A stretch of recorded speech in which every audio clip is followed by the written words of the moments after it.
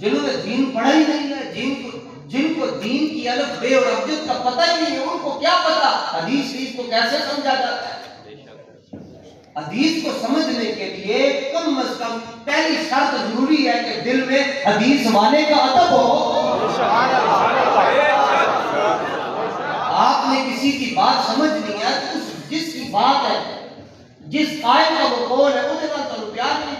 गल सुन के कोई इंजन कर रहा होता, कोई इंजन वो कहेगा यार छोड़ो बस के गल कर।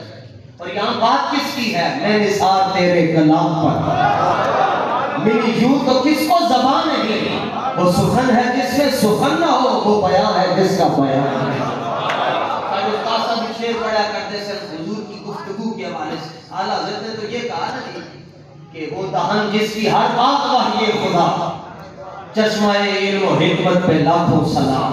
वो ज़बान जिसको सब कुन की कुंजी कहे, उसकी नाफिज हुकूमत पे लाखों सलाम। लेकिन एक पंजाबी का शेर उस्ताद साहब पढ़ा करते सच्चे उस्ताद कि है एक सरकार दा बूहा जिथे होंदी है हर वेले हक दी रूहा। है एक सरकार दा ओ बूहा जिथे होंदी है हर वेले हक दी रूहा। सोने दा हर एक लफ्ज़ ज़बानी इन हुआ इल्ला वाह्यु यूहा। हदीस समझने के लिए जरूरी है कि आप हदीस वाले के साथ मोहब्बत। और एक मौलवी तकरीर करे क्या, वो नाबीना था तो तकरीर करे हुजूर हाजिर नाज़िर है तो मुझे नजर क्यों नहीं आती?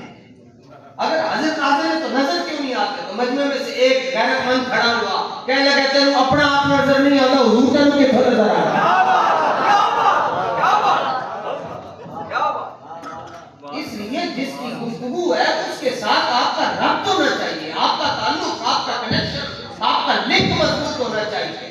इसीलिए तो सहाबा ने देख के कुरान नहीं पढ़ा और कसरत के साथ सहाबा उफाज है। 700 सहाबा जेड़े हाफिज और जंगे यमामा के अंदर शहीद हो गए।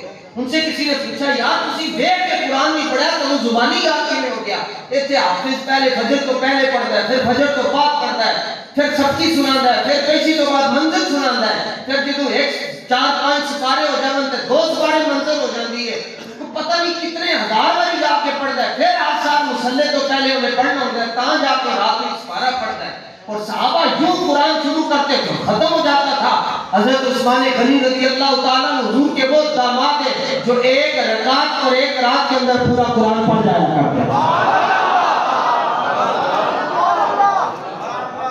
कभी आपको कैसे याद हो गया?